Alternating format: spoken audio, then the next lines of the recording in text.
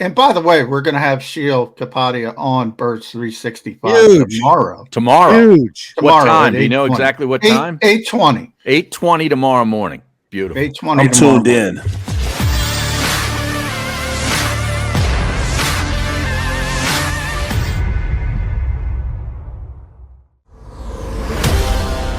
Watson thing, and that's really it. The Eagles, it's constant. Every single week, there is something new that comes out. And in this case, today, we're talking about this piece from The Athletic. Sheil Kapadia put it out, and we read you some quotes, and I'll go back to the beginning here to kind of reset the stage for both John McMullen and Jake Asman hanging out on the middle with us, phillyvoice.com/the middle, live and local from the Fritz and B and Cooley studios here in Philadelphia. According to the report, Pederson was forced to have a meeting with every Tuesday. Every Tuesday. Something Andy Reid never had to do. And then this is the quote. I'll leave you before the conversation resumes with this quote.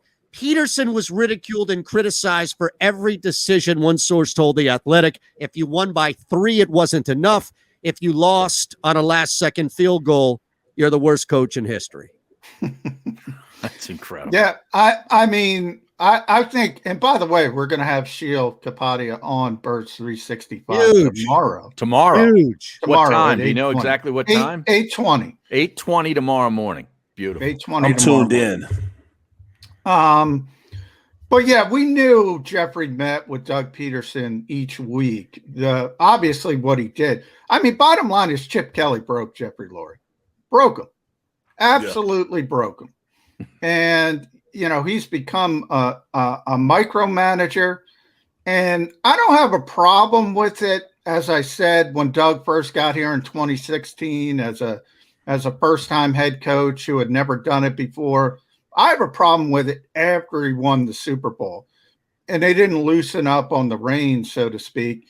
And look, it's evident. They never trusted Doug Pederson. And that's pretty amazing to me when you think about what he accomplished and the fact that Jeffrey Lurie had been here through Ray Rhodes and Andy Reid and Chip Kelly and had never accomplished it. And the guy who gets it for him, he doesn't trust him. He's the one guy he doesn't trust. And now we have Nick Sirianni. We'll see how it goes. But, you know, Sheil put in the piece as well. And Zach Berman obviously contributed. So did Bo Wolf. So I'll give those guys credit. It was a phenomenal job. But, you know, a lot of people around this league, and I've heard it, I thought it, they hired Nick Sirianni because path of least resistance. He's going to do what he's told. Doug Pederson all over again. Let me just throw something in real quick, guys, and then I'll back out. You guys can take it where you want with this, but this isn't even a question anymore, John. I think this is now a statement as I continue to read what seems to be the same thematic pieces that come out over and over again, which is I have no doubt in my mind believing the statement. Jeffrey Lurie / Howie Roseman, Howie Roseman / Jeffrey Lurie, whatever you want to do with that contingent, believe they won the Super Bowl in spite of Doug Pederson. Did we lose John? Wow. Yeah, I think he's frozen. What a time to lose McMullen. But does that not make sense to you guys? I mean, think about that. It absolutely makes sense. Yeah, it does. It's like this guy was just there. It's like the annoying little brother or sister that your parents make you tag along. And it's like, we're stuck with this guy. Yeah, I don't know if you caught what I said, John, because you froze, but at this point, I honestly legit believe that the two guys in Roseman and Lurie believe that they won the Super Bowl in 2017, not because or with the aid or help, but in spite of Doug Pederson. Yeah, no question about it. I wrote that column months ago, and I'm not hardwired. That's why I'm having the issues, because I ran into the house and tried to get on the show, but I'm not hardwired. But the issue comes with, you're right about, they believe they won the Super Bowl in spite of Doug Pederson. You're 100% right, Eitan. You know, I wrote that column on Philly Voice. It's self-evident. They never trusted Doug Pederson. They forced him to fire Mike Rowe, which we've said time and time again. You go back, you know, the interesting part of this, you go back to 2017, they wanted to move on from Frank Reich after one season, and Doug Pederson saved his job. And then there was the talk, and Sheil and the guys mentioned that as well, that they were having the meeting with Jim Schwartz to sort of feel out, do we have a safety net when we fired Doug Pederson? These guys never wanted Doug Pederson. And you would think, guys, they wanted Adam Gase. Yeah. Right. They wanted Ben McAdoo. Right. When do you have an epiphany and say, you know what? I was probably wrong about that. Not these two. But as much as everybody wants to rip Howie Roseman, come on. This is a Jeffrey Lurie problem. I don't care how much you dislike Howie Roseman. This is a Jeffrey Lurie problem. Yeah, and where is Ben McAdoo right now? Walmart. Is he coaching football? I think he is. I think he's back in the league, but I have to look it up. He's not, QB coach, Broncos. Yeah. QB coach. Yeah, okay. QB. Yeah. And they stink. So he is back, but obviously he had to take a number of step backs. And we see it Adam Gase, and he was an abject disaster in Miami. He was even worse with the Jets. I mean, they wanted that guy. They wanted him badly. Is he like the next co-host for Greenberg on Get Up starting this next football season? Well, I got to tell you, this league as a whole, and I'm getting, I'm going to get yelled at. But nonetheless, I tried to get on quickly because Harry was telling me to get on. We can see and hear you. So as far as Adam Gase goes, the fact that this league thought he was an offensive genius, and then you have so many other people saying, well, maybe it's Joe Brady in Carolina. You heard all that stuff. Oh, He's yeah. so young. Yeah.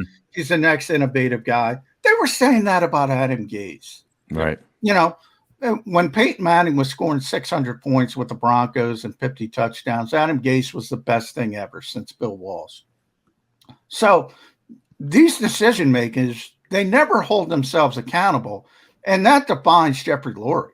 He does not hold himself accountable, but he's always looking for a scapegoat. Looking for a scapegoat. Now, obviously, he's the owner of the team. I don't expect him to fire himself, but I do expect him to realize that on occasion he makes some poor decisions. I think that's pretty self-evident. Right, and that's the problem. You look at a guy. He understands that. All right, we won a Super Bowl because of the players that we had on the team. A lot of guys got hurt, but we had guys there that can come in and fill those gaps they had. But not yet have I heard anybody say, well, look at the guys in the locker room. Look how they were able to come together as a team. Look how they stayed together, throughout all the adversity they had during that season. Look how they, took and rallied around the second string quarterback. And you got to give Doug Pederson a lot of credit for that. That's all Doug Pederson. You would think so. Yeah. That's all Doug Pederson. Exactly. So he allowed them to do that. I mean, this organization has won Super Bowl championships. They hadn't won since 1960. And these two knuckleheads think they're responsible, not the head coach. Mm-hmm. I'm amazed that Doug Pederson wanted to stay here as long as he did. Because at the end, there's no question. He wanted out worse than Jeffrey Lurie wanted him out. There were train wrecks in that locker room. The fact that they had LeGarrette Blount in that locker room. The fact they had, Chris Long putting up shrines to the second team quarterback. Those are things that a regular coach probably couldn't, just allow that to happen and keep a team together. That team would have split up and been cliquish and everything else. But no, Doug held that team together. And I think that they don't look at that. In Chris's defense, that was a joke. They had a shrine up for Carson Wentz. Nobody noticed it. Chris Long was just joking around. I know, but a lot of teams would have. I mean, just about everything. That was a lot of personality in that team, and it takes a strong coach to have that much have a team with that much personality, and still put them in a position where they play together. Yeah, I agree with that. I have a shrine built here for Asman, but it doesn't break the middle show apart. Is he holding a cup from Chipotle? He's got a burrito bowl. He's eating a naked burrito. Yeah, a tuna fish wrapper. Hey, Chris Long, Long, get a cup of water, and no one's saying you can't fill it up with something else. That's all I'm saying. That's right. Look at you. End-arounding Chipotle. Shame on you. If they're going to charge me for guac, I'm getting them back on the drink. That's all I'm going to say. All right, before we lose By the way, John. real quick, Harry, Chris Long sent a locker room guy to the gas station down the street to get some candles, gas station prayer candles. They had it was not a big thing, and everybody made a big thing out of it. And that's when he started to play it up. When everybody it was a complete joke. It wasn't that he loved. Shrine for him. Are you kidding me? They got a shrine. Ow! And they took calls for 6 weeks. Kenny from the Dirty 30 called up and said, "I can't believe it. This team, they ruined me. They ruined me." Exactly. And once that started, he made a big deal out of it. Yeah. I blame Al Morgani. He could have shut that thing down with one. You're crazy. One, you're crazy. And that thing could have been shut down. Right. Morgani wields a lot more power than people think.